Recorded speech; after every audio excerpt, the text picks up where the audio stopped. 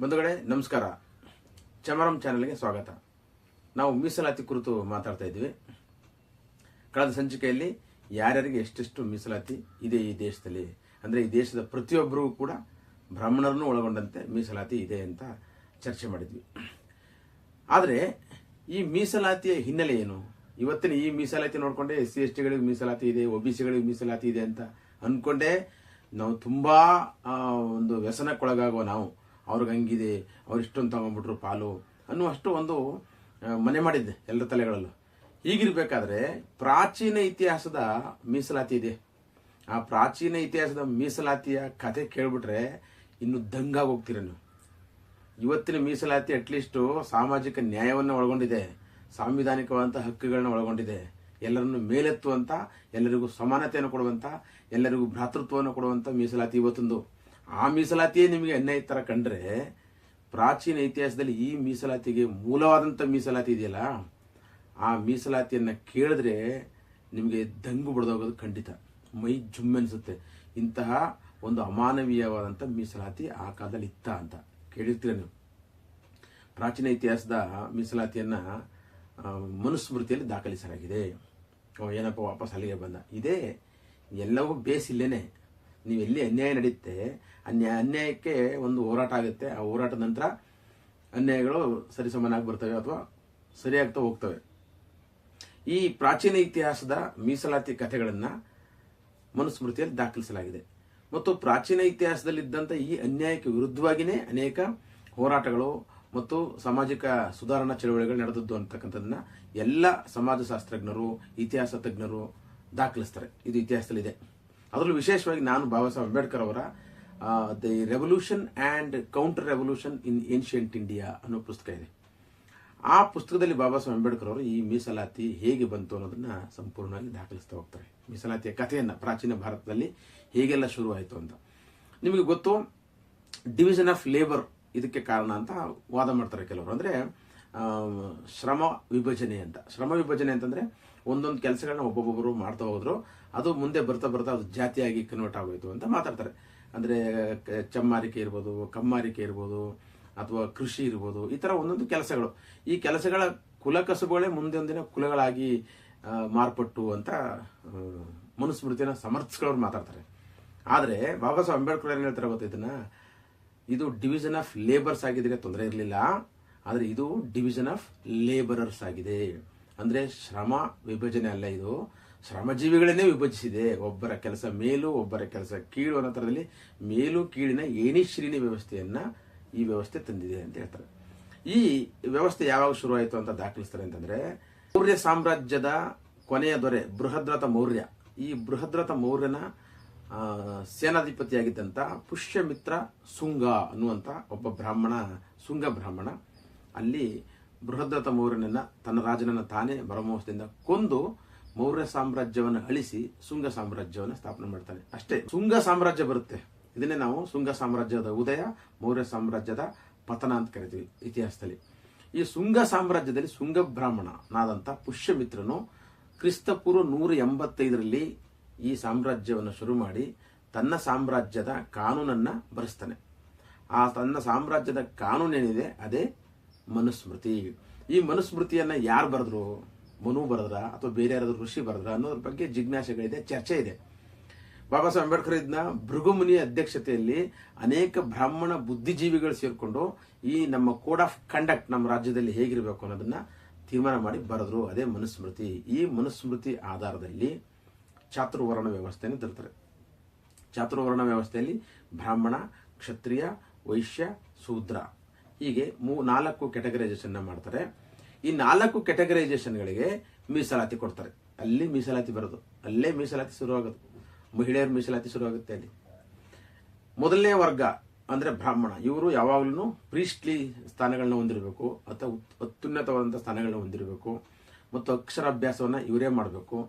ಎಲ್ಲರಿಗೂ ಸಲಹೆ ಸೂಚನೆಗಳನ್ನ ಕೊಡುವಂಥ ಕೆಲಸಗಳನ್ನ ಬ್ರಾಹ್ಮಣರು ಮಾಡಬೇಕು. ಬ್ರಾಹ್ಮಣರು ಸಂಪೂರ್ಣ ಶ್ರೇಷ್ಠವಾದಂಥ ಸ್ಥಾನಗಳ ಮನೆಗಳನ್ನೇ ಅಲಂಕರಿಸಬೇಕು. ಇದು ಬ್ರಾಹ್ಮಣರಿಗೆ. ಮತ್ತು ಬ್ರಾಹ್ಮಣರಿಗೆ ಅನೇಕ ಶಿಕ್ಷೆಗಳಲ್ಲಿ ಕೂಡ ಇದಿದೆ, ರಿಯಾಯಿತಿ ಇದೆ ಶಿಕ್ಷೆಗಳಲ್ಲೂ ಕೂಡ. ಸೊ ಯಾವುದೇ ರೀತಿಯಾದ ಶಿಕ್ಷೆಗಳಿಗೆ ಅವರು ಅರ್ಹರಲ್ಲ. ಅವ್ರು ಯಾವ್ದು ತಪ್ಪು ಮಾಡಿದ್ರು ಅದಕ್ಕೆ ಕ್ಷಮಕ್ಕೆ ಅರ್ಹರು ಅಕಾರ್ಡಿಂಗ್ ಟು ಮನುಸ್ಮೃತಿ. ಅದರ ನಂತರ ಕ್ಷತ್ರಿಯರು ಬರ್ತಾರೆ. ಕ್ಷತ್ರಿಯರು ಎಲ್ಲ ಯುದ್ಧಗಳು ಅಥವಾ ಒಂದು ಪ್ರೊಟೆಕ್ಷನ್, ಏನು ವಾರಿಯರ್ ಕ್ಲಾಸ್ ಅಂತ ಕರೀತಾರಲ್ಲ, ಆ ಥರ ಪ್ರೊಟೆಕ್ಷನ್ ಮಾಡುವಂಥ, ನಾಡಿನ ರಕ್ಷಣೆ ಮಾಡುವಂಥ ಯುದ್ಧದ ಕೆಲಸಗಳನ್ನು ಮಾಡಬೇಕು. ರಾಜರಾಗಿರ್ಬೋದು, ಆಡಳಿತ ಮಾಡ್ಬೋದು ಅವರು.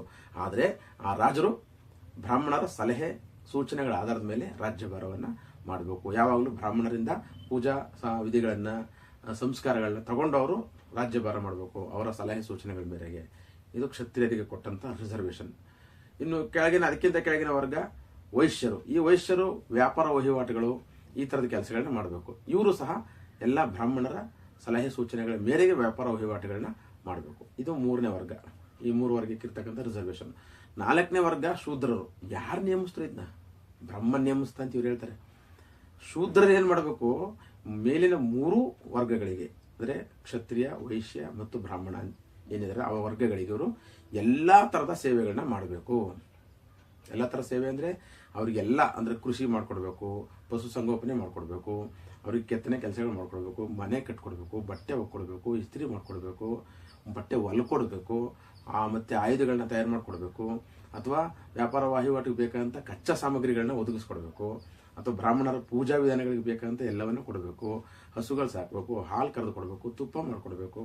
ಈಗ ಒಟ್ಟಾರೆಯಾಗಿ ಈ ಮನುಷ್ಯ ಜೀವಿಗೆ ಬೇಕಾದಂಥ ಎಲ್ಲ ಸೇವೆಗಳನ್ನು ಈ ಶೂದ್ರ ವರ್ಗವು ಮಾಡಬೇಕು. ಇದನ್ನ ಏಣಿ ಶ್ರೇಣಿ ವ್ಯವಸ್ಥೆ ಅಂತ ಕರೀತಾರೆ, ಪಿರಮಿಡ್ ವ್ಯವಸ್ಥೆ. ಯಾಕೆಂದ್ರೆ ಸಂಖ್ಯೆಯಲ್ಲಿ ಬ್ರಾಹ್ಮಣರು ಕಡಿಮೆ ಇದ್ದಾರೆ, ಅವರಿಗಿಂತ ಕ್ಷತ್ರಿಯರು ಜಾಸ್ತಿ ಇದ್ದಾರೆ, ಅವರಿಗಿಂತ ವೈಶ್ಯರು ಜಾಸ್ತಿ ಇದ್ದಾರೆ, ಅವರಿಗಿಂತ ಶೂದ್ರರು ತುಂಬಾ ಜಾಸ್ತಿ ಇದ್ದಾರೆ. ಸೊ ಹೀಗಾಗಿ ಇಂಥ ಒಂದು ಪಿರಮಿಡ್ ಆಕಾರದ ಒಂದು ವ್ಯವಸ್ಥೆಯನ್ನು, ಏಣಿ ಶ್ರೇಣಿ ವ್ಯವಸ್ಥೆಯನ್ನು ಮನುಸ್ಮೃತಿಯು ತೀರ್ಮಾನ ಮಾಡ್ತು. ಇದಿಷ್ಟು ಮಾಡಬೇಕು ಅಂತ ಆಯ್ತು ಶೂದ್ರರಿಗೆ. ಆದರೆ ಶೂದ್ರರಿಗೆ ಡೋಂಟ್ಸ್, ಅದೇ ಡೂಸ್ ಜೊತೆ ಡೋಂಟ್ಸು ಇದೆ. ಅಂದರೆ ಏನೇನು ಮಾಡಬಾರ್ದು ಅನ್ನೋದು ಕೂಡ ಕಟ್ಟಳೆ ಇದೆ. ಸೊ ಶೂದ್ರರು ಅಕ್ಷರವನ್ನು ಕಲಿಯುವಂತಿಲ್ಲ, ಮೊದಲನೇ ಕಟ್ಟಳೆ. ಎರಡನೇದವರು ಆಸ್ತಿಯನ್ನು ಹೊಂದುವಂತಿಲ್ಲ, ಸ್ವಂತಕ್ಕೆ ಯಾವುದೇ ಆಸ್ತಿಯನ್ನು ಹೊಂದುವಂತಿಲ್ಲ. ಅವ್ರಿಗೆ ಬೇಕಾದಷ್ಟನ್ನ ಶೂದ್ರರು ಬೇರೆಯವರ ಮೇಲಿನ 3 ವರ್ಣಗಳಿಂದ ಪಡ್ಕೊಂಡು ಜೀವನ ಮಾಡಬೇಕು. ಸ್ವಂತ ಆಸ್ತಿಯನ್ನು ಹೊಂದುವಂತಿಲ್ಲ. ಮತ್ತೆ ಅವರು ಅಧಿಕಾರವನ್ನು ಹೊಂದುವಂತಿಲ್ಲ. ಯಾವುದೇ ವಿಧವಾದಂಥ ಅಧಿಕಾರಕ್ಕೆ ಆಸೆನೂ ಪಡೋಂಗಿಲ್ಲ. ಅವರು ಅನರ್ಹರು. ಅಧಿಕಾರ ಎಷ್ಟೇ ಪ್ರತಿಭೆ ಇರಲಿ, ಎಷ್ಟೇ ಶಕ್ತಿ ಇರಲಿ, ಅವರು ಅಧಿಕಾರವನ್ನು ಹೊಂದುವಂತಿಲ್ಲ. ಮತ್ತು 4ನೇದಾಗಿ ಅವರು ಯಾವುದೇ ವಿಧವಾದಂಥ ಶಸ್ತ್ರಾಸ್ತ್ರಗಳನ್ನ ಹಿಡಿಯக்கூಡದು. ಯಾಕೆ ಶಸ್ತ್ರಾಸ್ತ್ರಗಳನ್ನ ಹಿಡಿಯக்கூಡದು? ಮತ್ತು ಕೆಲಸ ಮಾಡೋದು ಹೇಗೆ? ಕೆಲಸ ಮಾಡ್ಬೋದು. ಕೆಲಸ ಮಾಡಲಿಕ್ಕೆ ನಿಮ್ಮ ಕುಡುಗೋಲು, ಕೊಡ್ಲಿ, ಗುದ್ಲಿ ಏನು ಬೇಕಾದ್ರೂ ಬಳಸ್ಬೋದು. ಅದು ಕೆಲಸಕ್ಕೆ ಮಾತ್ರ ಬಳಸುವ ಶಸ್ತ್ರಾಸ್ತ್ರಗಳು. ಯಾವುದೇ ಕಾರಣಕ್ಕೂ ಅದನ್ನು ತಮ್ಮ ಆತ್ಮರಕ್ಷಣೆಗೋಸ್ಕರ ಬಳಸಬಾರ್ದು. ಇವು ಕಟ್ಟಳೆಗಳು, ಇವ್ರಿಗಿಷ್ಟೇ. ಅಕ್ಷರ ಕಲೀಲೇಬಾರದು. ಒಂದು ವೇಳೆ ಇವುಗಳನ್ನ ಮೀರಿದ್ರೆ ಅಲ್ಲಿ ಶಿಕ್ಷೆಗಳಿದೆ, ಶಿಕ್ಷೆಗಳನ್ನ ಪ್ರಕಟಿಸ್ತಾ ಹೋಗ್ತಾರೆ. ಅಕ್ಷರ ಕಲಿತ್ರೆ ಕಾದ ಸೀಸೆಯನ್ನು ಒಯ್ಯಬೇಕು, ಬಾಯಲ್ಲಿ ಅಕ್ಷರ ಉಚ್ಚಾರಣೆ ಮಾಡಿದ್ರೆ ನಾಲಿಗೆ ಕಟ್ ಮಾಡಬೇಕು, ಇನ್ನೂ ಮೀರಿ ಎಂದ ಜಾಸ್ತಿ ಅವನು ಅಧ್ಯಯನ ಮಾಡಿದ್ರೆ ಅವನು ಕೊಂದಾಕ್ಬಿಡ್ಬೇಕು. ಈ ಥರ ಅನೇಕ ಶಿಕ್ಷೆಗಳನ್ನು ವಿಧಿಸಲಾಯಿತು. ಬ್ರಾಹ್ಮಣರಿಗೆ ಅಕ್ಷರ, ಇದು ಮೀಸಲಾತಿ ಅಲ್ವಾ? ಕ್ಷತ್ರಿಯರು ಮಾತ್ರ ಯುದ್ಧ ಮಾಡಬೇಕು, ಇದು ಮೀಸಲಾತಿ. ವೈಶ್ಯರು ಮಾತ್ರ ವ್ಯಾಪಾರ ವಹಿವಾಟು ಮಾಡಬೇಕು, ಇದು ಮೀಸಲಾತಿ. ಶೂದ್ರರು ಇಂತಿಂಥ ಕೆಲಸಗಳನ್ನೇ ಮಾಡಬೇಕು, ಇದು ಮೀಸಲಾತಿ ಅಲ್ವಾ? ಈ ಮೀಸಲಾತಿ ಅಲ್ವಾ? ಚೆನ್ನಾಗಿದೆ ಈ ಮೀಸಲಾತಿ. ಇದು ಇಂತಹ ದುರಂತದ ಮೀಸಲಾತಿಯನ್ನ ಎಷ್ಟು ವರ್ಷಗಳ ಕಾಲ ನಡೆಸ್ಕೊಂಡು ಬಂತು ಇತಿಹಾಸದಲ್ಲಿ? 1000 ವರ್ಷಗಳ ಕಾಲ ಈ ಮೀಸಲಾತಿ ಜಾರಿಯಲ್ಲಿತ್ತು. ಆ ನಂತರ ಪುಷ್ಯಮಿತ್ರ ಶುಂಗನ ನಂತರ ಅನೇಕ ರಾಜರುಗಳು ಇದನ್ನ ತಮ್ಮ ದೇಶದ ಆಡಳಿತದ ಕಾನೂನಾಗಿ ಮಾಡ್ಕೊಂಡು ಬಂದರು. ಅನೇಕ ರಾಜರುಗಳು, ಬಹುತೇಕ ರಾಜರುಗಳನ್ನ ನಾನು ಹೇಳೋದು. ಸೊ ಇದ್ರ ಜೊತೆಗೆ ಇನ್ನ ಏನೆಲ್ಲ ಮಾಡಿದ್ರು ಅಂತಂದ್ರೆ, ಶೂದ್ರರಿಗೆ ಕಠಿಣವಾದಂಥ ಶಿಕ್ಷೆ, ಇನ್ನು ಅದು ಮದುವೆಗಳ ವಿಚಾರದಲ್ಲಿರ್ಬೋದು, ಮಕ್ಕಳು ಮಾಡ್ಕೊಳ್ಳೋ ವಿಚಾರದಲ್ಲಿರ್ಬೋದು, ಹೀಗೆ ಅಥವಾ ಬೇರೆ ಬೇರೆ ಕೋಡ್ ಆಫ್ ಕಂಡಕ್ಟ್ ವಿಚಾರದಲ್ಲಿರ್ಬೋದು, ತುಂಬ ಸ್ಟ್ರಿಕ್ಟ್ ಆದಂಥ ರೂಲ್ಸ್ಗಳನ್ನು ಮನುಸ್ಮೃತಿ ಶೂದ್ರರ ಮೇಲೆ ವಿಧಿಸ್ತು. ಒಂದು ವೇಳೆ ಶೂದ್ರ ಹೆಣ್ಮಕ್ಳನ್ನ ಬೇರೆಯವರು, ಇದೆಲ್ಲ ಇದೆ, ಬ್ರಾಹ್ಮಣರು, ಕ್ಷತ್ರಿಯರು, ವೈಶ್ಯರು, ಬ್ರಾಹ್ಮಣರು ಏನಾದ್ರೂ ಅವ್ರನ್ನ ಲೈಂಗಿಕವಾಗಿ ಬಳಸ್ಕೊಂಡ್ರೆ ಏನು ಮಾಡಬೇಕು? ವಯಸ್ ವರ್ಷ ಬ್ರಾಹ್ಮಣರು ಅಥವಾ ಕ್ಷತ್ರಿಯರ ಹೆಣ್ಮಕ್ಳನ್ನ ಶೂದ್ರರೇನಾದ್ರೂ ಬಳಸ್ಬಿಟ್ರೆ, ಲವ್ ಮಾಡಿಬಿಟ್ರೆ, ಪ್ರೀತಿಸ್ಬಿಟ್ರೆ ಏನು ಮಾಡಬೇಕು? ಅವ್ರ ಶಿಕ್ಷೆ ಏನು? ಅಂದರೆ ಇವ್ರನ್ನ ಕೊಂದುಬಿಡೋದೇ ಶಿಕ್ಷೆ. ಆದ್ರೆ ಅವರು ಇವ್ರ ಮಕ್ಕಳನ್ನ, ಶೂದ್ರರ ಮಕ್ಕಳನ್ನ ಮೇಲ್ವರ್ಗದವರು ಬಳಸಿದ್ರೆ ಅದಕ್ಕೇನು ಇಲ್ಲ, ಅದು ಕ್ಷಮೆಗೆ ಅರ್ಹವಾದಂಥ ಶಿಕ್ಷೆ. ಅದು ಅಷ್ಟೇ, ಸಿಂಪಲ್ ಆಗಿ ಮರೆತು ಬಿಡಬೇಕು. ಸೊ ಹೀಗೆ ಕಟ್ಟಳೆಗಳು, ಅನೇಕ ಕೋಡ್ ಆಫ್ ಕಂಡಕ್ಟ್ಗಳನ್ನ ತಂದಂಥದ್ದೇ ಮನುಸ್ಮೃತಿ. ಈ ಮನುಸ್ಮೃತಿಯು ಒಂದು ರೆವಲ್ಯೂಷನ್ ಆಗಿತ್ತು ಅಂತ ಹೇಳ್ತಾರೆ, ಕೌಂಟರ್ ರೆವಲ್ಯೂಷನ್ ಆಗಿತ್ತು ಅಂತ ಹೇಳ್ತಾರೆ. ಬುದ್ಧಿಸಂನಲ್ಲಿ, ಭಾರತದ ಮೂಲ ನಿವಾಸಿಗಳಿಗೆ ಬುದ್ಧಿಸಂನಲ್ಲಿ ಸ್ವಾತಂತ್ರ್ಯ, ಸಮಾನತೆ, ಭ್ರಾತೃತ್ವ ಎಲ್ಲವೂ ಇತ್ತು. ಆದರೆ ಅದಕ್ಕೆ ಒಂದು ಕೌಂಟರ್ ರೆವಲ್ಯೂಷನ್ ಕೊಟ್ಟಂಥದ್ದು ಈ ಬ್ರಾಹ್ಮಿನಿಸಂ. ಮನುಸ್ಮೃತಿ ಮುಖಾಂತರ ಎಲ್ಲ ಸ್ವಾತಂತ್ರ್ಯವನ್ನು, ಸಮಾನತೆಯನ್ನು, ಸೋದರತ್ವವನ್ನು ನಿರಾಕರಿಸಲ್ಪಟ್ಟಿತು. ಅದರಲ್ಲೂ ಈ ಮನುಸ್ಮೃತಿ ಆಧಾರದಲ್ಲಿ ಹೆಣ್ಣು ಮಕ್ಕಳಿಗಂತೂ ನ ಸ್ತ್ರೀ ಸ್ವಾತಂತ್ರ್ಯ ಅರ್ಹತಿ ಅಂತ ಹೇಳುತ್ತೆ. ಅಂದರೆ ಸ್ತ್ರೀಯು ಸ್ವಾತಂತ್ರ್ಯಕ್ಕೆ ಅರ್ಹಳೇ ಅಲ್ಲ. ಅವಳು ಅಡಿಗೆ ಮನೇಲಿ ಇರಬೇಕು, ಪುರುಷನ ಅಧಿಪತ್ಯದಲ್ಲಿರಬೇಕು, ಪುರುಷ ಹೇಳ್ದಂಗೆ ಕೇಳಬೇಕು. ಅವಳ ಜೀವನ ಪರ್ಯಂತ ಆಕೆ ಅಕ್ಷರವನ್ನು ಕಲಿಗಿಲ್ಲ. ನೋಡಿ, ಶೂದ್ರರಿಗೆ ಏನೇನೆಲ್ಲ ರೂಲ್ಸ್ ಇದೆಯೋ ಅದಷ್ಟು ಎಲ್ಲ ಮಹಿಳೆಯರಿಗೂ ಅನ್ವಯಿಸುತ್ತೆ. ಎಲ್ಲ ಮಹಿಳೆಯರು ಅಂದರೆ ಬ್ರಾಹ್ಮಣ ಮಹಿಳೆಯರಿಗೂ ಅನ್ವಯಿಸುತ್ತೆ. ಆಕೆ ಅಡಿಗೆ ಮನೆಗೆ ಮಾತ್ರ ಸೀಮಿತವಾಗಿರಬೇಕು, ಮಕ್ಕಳನ್ನ ಇರುವಂಥ ಒಂದು ಮಿಷಿನ್ ಥರ ಇರಬೇಕು, ಅಷ್ಟೇ ಅವಳ ಕೆಲಸ. ಯಾವ ಸ್ವಾತಂತ್ರ್ಯವೂ ಇಲ್ಲ, ಸ್ವತಂತ್ರ ಅಭಿವ್ಯಕ್ತಿನೂ ವ್ಯಕ್ತಪಡಿಸಂಗಿಲ್ಲ ಆಕೆ. ಇದು ಅವಳು ಅಕ್ಷರ ಕಲಿಯಂಗಿಲ್ಲ. ಮತ್ತು ಬಾಲ್ಯ ವಿವಾಹ ಆಗಬೇಕು. ಬಾಲ್ಯ ವಿವಾಹಕ್ಕೆ ಯಾಕೆ ಆಗಬೇಕು ಅಂತಂದರೆ, ಅವಳು ಹುಟ್ಟುತ್ತಿದ್ದಂಗೆ ತಂದೆ ಆಶ್ರಯದಲ್ಲಿರಬೇಕು, ಬೆಳೀತಿದ್ದಂಗೆ ಇಮ್ಮಿಡಿಯೇಟ್ ಗಂಡನ ಆಶ್ರಯಕ್ಕೆ ಬರಬೇಕು, ಆಮೇಲೆ ಗಂಡು ಮಕ್ಕಳ ಆಶ್ರಯದಲ್ಲಿ ಬದುಕಬೇಕು. ಹೀಗೆ ಉದ್ದಕ್ಕೂ ಅವಳು ಸಾಯತನಕ, ಹುಟ್ಟಿನಿಂದ ಸಾಯತನಕ ಗಂಡಿನ ಅಧೀನದಲ್ಲಿ ಇರಬೇಕು ಅನ್ನುವಂಥದ್ದು reservation. Is it not A reservation? ಈ ರಿಸರ್ವೇಷನ್ಲಿ ಮಾನವೀಯತೆ ಇದೆಯಾ?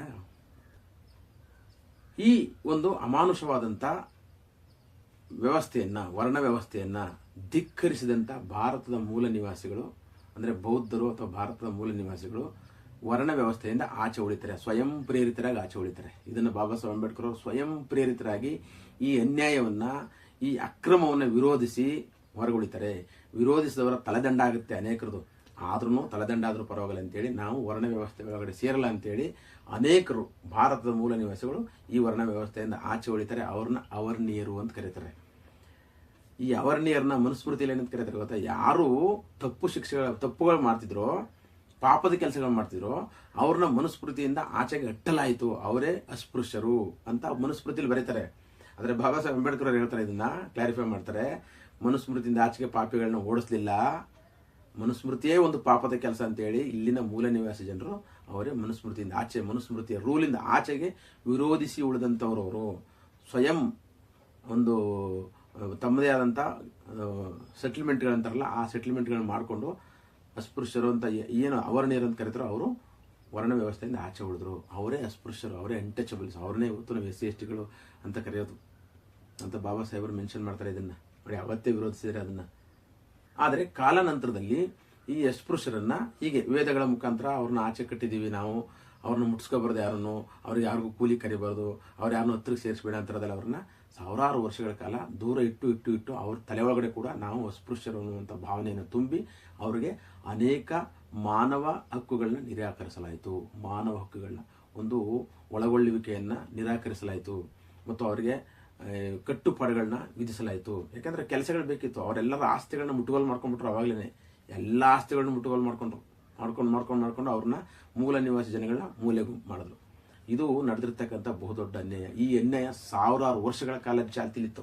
ನಿಮಗೆ ಗೊತ್ತಿರಲಿ, ಸಾವಿರಾರು ವರ್ಷಗಳ ಕಾಲ ಎಷ್ಟರ ಮಟ್ಟಿಗೆ ಚಾಲ್ತಿಗೆ ಬಂತು ಅಂತ ಒಂದು ಹಂತದಲ್ಲಿ ಅಂತಂದ್ರೆ, ಇವರು ರಾಜರು ಪ್ರಭುತ್ವವನ್ನು ತಗತಿದಂಗೆ ರಾಜಾಜ್ಞೆಗಳ ಮುಖಾಂತರ ಇವರಿಗೆ ಕೂಲಿ ಕೆಲಸಗಳು ಸಿಕ್ಕಿದಂಗೆ ಮಾಡಿ ಆಮೇಲೆ ಇವರನ್ನ ಮಿನಿಯಲ್ ಜಾಬ್ಗಳಿಗೆ ಬಳಸ್ಕೊಳ್ಳೋಕೆ ಶುರು ಮಾಡಿದ್ರು.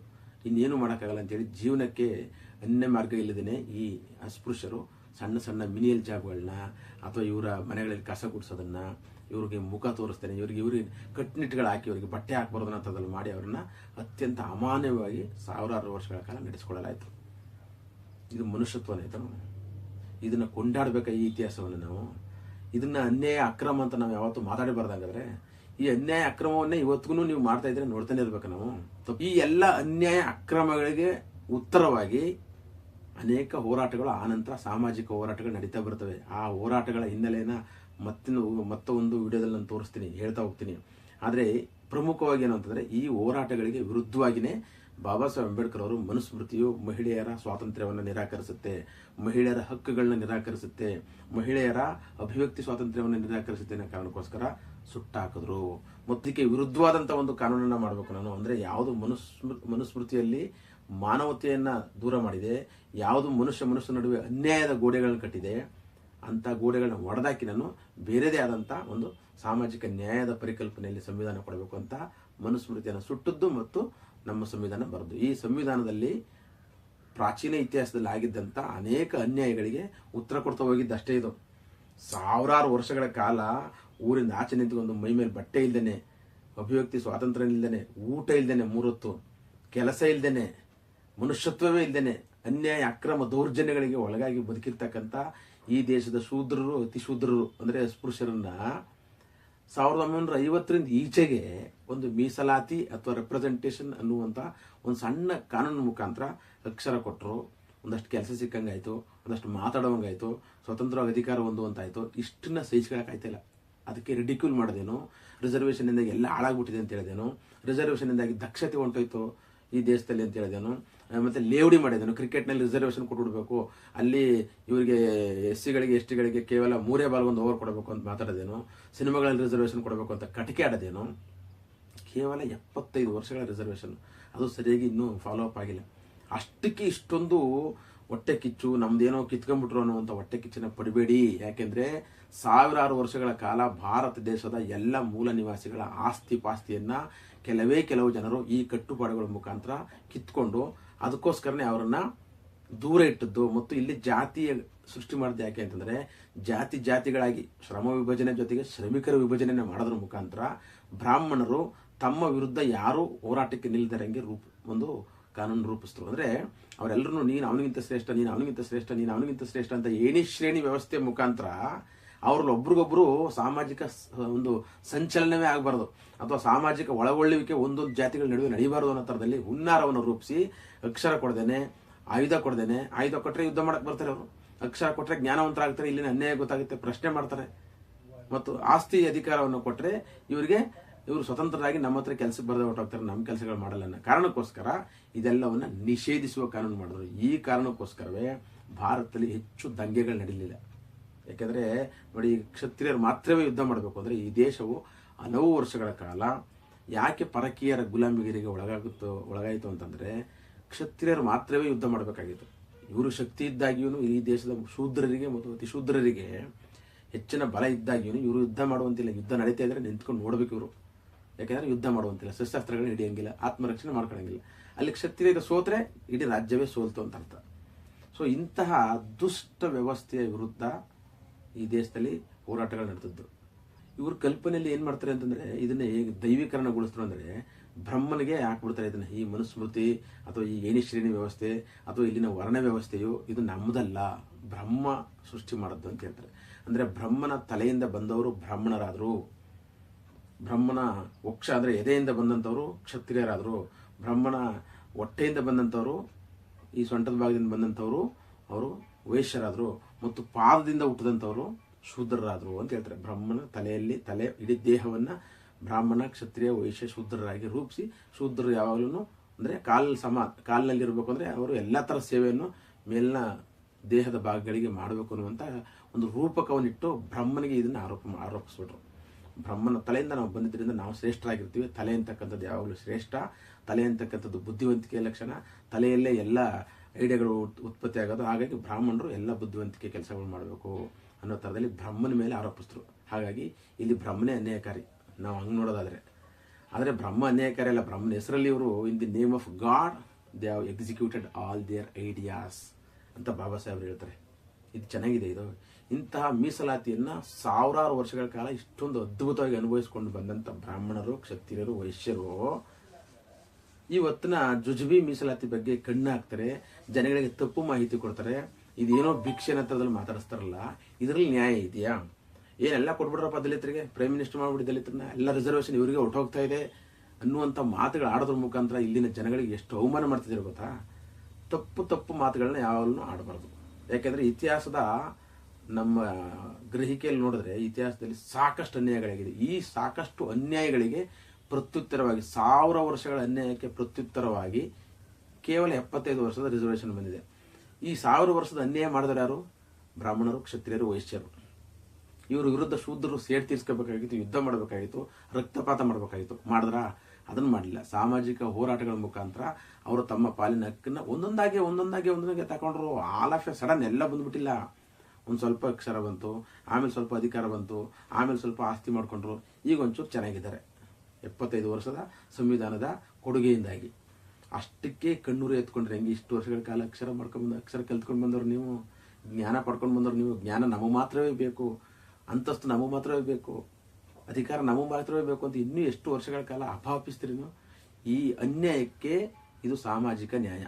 ಮೀಸಲಾತಿ ಅಂತ ಏನು ಕರಿತೀರ ನೀವು, ರಿಸರ್ವೇಷನ್ ಅಂತ ಏನು ಕರಿತೀವಿ ನಾವು, ಇದು ಒಂದು ಸೋಷಿಯಲ್ ಜಸ್ಟಿಸ್. ಅದಕ್ಕೋಸ್ಕರ ಇದನ್ನ ನಾನು ಮೀಸಲಾತಿ ಅಂದ್ರೆ ಒಪ್ಪೋದಿಲ್ಲ, ಇದನ್ನ ಸಾಮಾಜಿಕ ನ್ಯಾಯ ಅಂತ ಕರಿತೀನಿ. ಅಂದ್ರೆ ಸಾಮಾಜಿಕ ನ್ಯಾಯ ಅಂತಿದ್ದಾಗೇನೆ ಹಾಗಿದ್ರೆ ಸಾಮಾಜಿಕ ಅನ್ಯಾಯ ಯಾವಾಗ ಆಗಿತ್ತು ಅಂತ ಗೊತ್ತಾಗುತ್ತೆ. ಸಾಮಾಜಿಕ ಅನ್ಯಾಯವು ನಿಮ್ಮಿಂದಲೇ ಆಗಿತ್ತು. ನೀವು ಯಾರು ಇವತ್ತು ಕರುಬ್ತಾ ಇದ್ರಲ್ಲ, ನಿಮ್ಮಿಂದಲೇ ಆಗಿತ್ತು. ನಿಮ್ ಕರುಬಲು ಯಾಕೆ ಗೊತ್ತಾ? ಇವತ್ತು ನಮ್ಮ ಸಮಕ್ಕೆ ಇವರು ಬಂದು ಕೂತ್ಕೊಂಡ್ರು, ನಮ್ಮ ಸಮಕ್ಕೆ ಇವರು ಮಾತಾಡ್ತಾರೆ, ನಮ್ಮ ಥರನೇ ಇವರು ಬುದ್ಧಿವಂತರಾಗಿದ್ದಾರೆ, ನಮ್ಮ ಥರನೇ ಇವರು ಅಧಿಕಾರಸ್ಥರಾಗಿದ್ದಾರೆ ಅನ್ನೋ ಕರುಬಲ್ ಇದೆಯಲ್ಲ, ಈ ಕರುಬಲ್ನ ಎಲ್ಲರೂ ಬಿಟ್ಟು ಬಿಡಬೇಕು. ಈ ಕರುಬಲ್ನ ಎಲ್ಲರ ತಲೆಗೂ ಹಾಕುವಂಥ ಹುನ್ನಾರವನ್ನು ಬಿಡಬೇಕು. ಇದು ಐತಿಹಾಸಿಕವಾದಂಥ ಪ್ರಮಾದ. ಈ ಐತಿಹಾಸಿಕವಾದ ಪ್ರಮಾದಕ್ಕೆ ಸಂವಿಧಾನ ಉತ್ತರ ಕೊಟ್ಟಿದೆ. ಈ ಸಂವಿಧಾನದಿಂದಾಗಿ ಇವತ್ತು ಭಾರತದಲ್ಲಿ ಎಲ್ಲರೂ ಸರಿಸಮಾನರಾಗಿ ಬಾಳುವಂಥ ಒಂದು ಪ್ರಕ್ರಿಯೆ ನಡೀತಾ ಇದೆ. ಇನ್ನೂ ಬಂದಿಲ್ಲ, ಪ್ರಕ್ರಿಯೆ ನಡೀತಾ ಇದೆ. ಆ ಪ್ರಕ್ರಿಯೆನ ತಡೆಯೋ ಹುನ್ನಾರಕ್ಕೋಸ್ಕರ ನೀವು ಮತ್ತೆ ಸಂವಿಧಾನ ಕಿತ್ತಾಕಬೇಕು, ಸಂವಿಧಾನ ಬದಲಾಯಿಸಬೇಕು. ಈ ಸಂವಿಧಾನ ಸರಿ ಇಲ್ಲ, ಸಂವಿಧಾನವೇ ಬರಬೇಕು ಅಂತಾರೆ. ಯಾಕೆಂದ್ರೆ ನಿಮ್ಮ ಸುಪ್ರೀಮೆಸಿ ಹೊರಟೋಗ್ತಾ ಇದೆ. ಇಲ್ಲಿ ಬ್ರಾಹ್ಮಣ ಕ್ಷತ್ರಿಯ ವೈಶ್ಯರ ಒಂದು ಸುಪ್ರೀಮೆಸಿ ಏನಿದೆಯಲ್ಲ, ಯಾವಾಗಲೂ ತಾವೇ ಟಾಪ್ ಮೋಸ್ಟಲ್ಲಿ ಇರಬೇಕು ಅನ್ನೋಂಥ ಸುಪ್ರೀಮೆಸಿ ಇದೆಯಲ್ಲ, ಆ ಸುಪ್ರೀಮೆಸಿಗೆ ಧಕ್ಕೆ ತರ್ತಾ ಇದೆ ಸಂವಿಧಾನ ಕಾರಣಕ್ಕೋಸ್ಕರ. ನಿಮಗೆ ಯಾವಾಗ್ಲೂ ಸಂವಿಧಾನಗಳ ಕಂಡ್ರೆ ಆಗೋದಿಲ್ಲ, ಸಂವಿಧಾನದ ಅನುಚ್ಛೇದಗಳ ಕಂಡ್ರೆ ನಿಮ್ಗೆ ಆಗೋದಿಲ್ಲ. ಅದಕ್ಕೆ ಅದ್ರ ವಿರುದ್ಧವಾಗಿ ತಿದ್ದುಪಡಿ ಆಗಬೇಕು, ಬದಲಾಗಬೇಕು, ಬೇರೆ ಬರಬೇಕು, ಇದ್ರಲ್ಲಿ ಸರಿ ಇಲ್ಲ, ಅದು ಸರಿ ಇಲ್ಲ, ಇದು ಸರಿ ಇಲ್ಲ, ಯಾವುದು ಸರಿ ಇಲ್ಲ ಅಂತ ನೀವು ಒಂದು ಸ್ಪಷ್ಟಪಡಿಸಲ್ಲ. ಆದರೆ ಕೇವಲ ಹಿಂದುತ್ವವನ್ನು ನೆಪ ಇಟ್ಕೊಂಡು ಹುಡುಗರನ್ನ, ಇವತ್ತಿನ ಹೊಸ ತಲೆಮಾರಿನ ತರುಣರನ್ನ, ಅವ್ರ ತಲೆ ಒಳಗಡೆ ದೇಶಭಕ್ತಿಯ ಹುಸಿ ದೇಶಭಕ್ತಿಗಳನ್ನ ತುಂಬಿ ನೀವು ಇಂಥ ರಿಸರ್ವೇಷನ್ ವಿರುದ್ಧವಾದಂಥ ಮಾತುಗಳನ್ನು ಅಥವಾ ಸಂವಿಧಾನಕ್ಕೆ ವಿರುದ್ಧವಾದಂಥ ನಡೆಗಳನ್ನ ನೀವು ಒಳಗಿಂದೊಳಗೆ ಮಾಡ್ತಾ ಇದ್ದೀರಾ.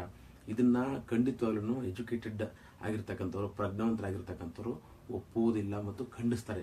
ಅದಕ್ಕೋಸ್ಕರ ನಾವು ಪ್ರತಿಯೊಬ್ಬರೂ ಫಸ್ಟ್ ಹ್ಯಾಂಡೆಡ್ ಇನ್ಫಾರ್ಮೇಷನಲ್ಲಿ ನಾವು ಜಾಗೃತರಾಗಬೇಕು ಅಂತ ಬಯಸೋದು. ಇದು ಮೀಸಲಾತಿಯ ಪೂರ್ವ ಇತಿಹಾಸ. ಇಂತಹ ಒಂದು ಅನ್ಯಾಯ ಇತಿಹಾಸದಲ್ಲಿ ನಡೆದೇ ಹೋಗಿದ್ದಿದ್ರೆ ನಾವು ಇವತ್ತಿಗೆ ಅದನ್ನು ಕೇಳಬೇಕಾದ ಅಗತ್ಯ ಇರಲಿಲ್ಲ, ಜಾತಿ ವ್ಯವಸ್ಥೆನೂ ಇರ್ತಿರ್ಲಿಲ್ಲ, ಯಾರಿಗೂ ಮೀಸಲಾತಿ ಕೊಡಬೇಕಂತ ಅಗತ್ಯನೇ ಇರಲಿಲ್ಲ. ಇಲ್ಲಿರ್ತಕ್ಕಂಥ ಸಂಪನ್ಮೂಲವನ್ನು ಸರ್ವರಿಗೂ ಸಮನಾಗಿ ಹಂಚಿದ್ರೆ ಯಾವ ಮೀಸಲಾತಿ ಅಗತ್ಯವೂ ಇರೋದಿಲ್ಲ. ಇಲ್ಲಿರ್ತಕ್ಕಂಥ ಮನುಷ್ಯರನ್ನ ಎಲ್ಲರೂ ಭಾರತೀಯರು ಅನ್ನುವಂಥ ಸಮಾನತೆಯ ದೃಷ್ಟಿಯಿಂದ, ಸಮತೆಯ ದೃಷ್ಟಿಯಿಂದ, ಮಮತೆಯ ದೃಷ್ಟಿಯಿಂದ ನೋಡಿದ್ರೆ ಯಾರಿಗೆ ಬೇಕಾಗಿದೆ ಮೀಸಲಾತಿ? ಯಾವ ಜಾತಿ ಜನಸಂಖ್ಯೆ ಅವರು ಬೇಕಾಗಿಲ್ಲ. ಭಾರತ ನಮ್ಮದು, ಭಾರತದಲ್ಲಿರ್ತಕ್ಕಂಥ ಆಸ್ತಿ ಎಲ್ಲರಿಗೂ ಸರಿಸಮಾನವಾಗಿ ಹಂಚಿಕೆ ಆಗಬೇಕು. ಕೃಷಿಕರಿಗೆ ಭೂಮಿ ಕೊಡಬೇಕು, ಓದ್ದವರಿಗೆ ಕೆಲಸ ಕೊಡಬೇಕು, ಅವ್ರನ್ನ ಜಾತಿ ಮತ ಭೇದಗಳಿಲ್ಲದೇ ನಮ್ಮ ಸಂಬಂಧಗಳನ್ನ ಬೆಳೆಸಬೇಕು ಅನ್ನುವಂಥ ಬಹುದೊಡ್ಡ ಧೋರಣೆ ಬಂದರೆ ಯಾರಿಗ್ರಿ ಬೇಕಾಗಿದೆ ಮೀಸಲಾತಿ? ಮೀಸಲಾತಿ ಯಾರಿಗೂ ಬೇಕಾಗಲ್ಲ. ಆಗ ಮಾನವೀಯ ಸಂಬಂಧ ಉಳ್ಕೊಳ್ತೀವಿ. ಇಡೀ ದೇಶ ಎಲ್ರಿಗೂ ನಮ್ಮದು ಅನ್ನುವಂಥ ಒಂದು ದೇಶೀಯತೆ, ಅದು ನಿಜವಾದಂಥ ರಾಷ್ಟ್ರೀಯತೆ, ರಾಷ್ಟ್ರಭಕ್ತಿ ಅಂತಂದ್ರೆ. ಅಂಥ ರಾಷ್ಟ್ರಭಕ್ತಿಗೋಸ್ಕರ ನಾವೆಲ್ಲರೂ ಸಜ್ಜಾಗಬೇಕು ಅಂತಂದರೆ ನಮಗೆ ಇತಿಹಾಸದ ಪ್ರಜ್ಞೆ ಬರಬೇಕು. ಯಾಕೆಂದರೆ ಇತಿಹಾಸವನ್ನು ಮರೆತವರು ಇತಿಹಾಸವನ್ನು ಸೃಷ್ಟಿಸಲಾರರು ಅನ್ನುವಂಥದ್ದು ಈ ಒಂದು ಪ್ರಾಚೀನ ಇತಿಹಾಸದಿಂದ ನಮಗೆ ಕಂಡುಬರುವಂಥ ಮಾಹಿತಿ. ಈ ಮಾಹಿತಿಗೆ ನಿಮಗೆ ಧನ್ಯವಾದಗಳು ಹೇಳ್ತಾ, ಹಿಂದುಳಿದ ವರ್ಗಗಳಿಗೆ ಮೀಸಲಾತಿ ಹೇಗೆ ಶುರುವಾಯಿತು ಅಥವಾ ಮೀಸಲಾತಿ ಅಂತಕ್ಕಂಥದ್ರ ಕಲ್ಪನೆ ಇಲ್ಲಿಂದ ಪ್ರಾಚೀನ ಭಾರತದಿಂದ ಬಂದಂಥ ಮೀಸಲಾತಿಗೆ ವಿರುದ್ಧವಾದಂಥ ಒಂದು ಆಧುನಿಕ ಭಾರತದ ಚಳವಳಿಗಳು ಹೇಗೆ ನಡೆದವು, ಹೇಗೆ ಇದು ಕಾನ್ಸ್ಟಿಟ್ಯೂಷನಲೈಸ್ ಆಗಿ ಬಂತು, ಪ್ರಜಾತಂತ್ರ ವ್ಯವಸ್ಥೆ ಒಳಗಡೆ ಹೇಗೆ ಜನಗಳಿಗೆ ಒಂದು ಮೀಸಲಾತಿಯ ಕ್ರಮ ಬಂತು ಅನ್ನೋದ್ರ ಬಗ್ಗೆ ಮುಂದಿನ ವಿಡಿಯೋದಲ್ಲಿ ತಿಳಿಸ್ತೀನಿ. ಅಲ್ಲಿ ತನಕ ಕೀಪ್ ವಾಚಿಂಗ್. ನಮ್ಮ ಈ ವಿಡಿಯೋಗಳನ್ನ ನೋಡ್ತಿರೋದಕ್ಕಾಗಿ ನಿಮ್ಮೆಲ್ಲರಿಗೂ ಧನ್ಯವಾದ ಹೇಳ್ತೀನಿ. ನಮಸ್ಕಾರ.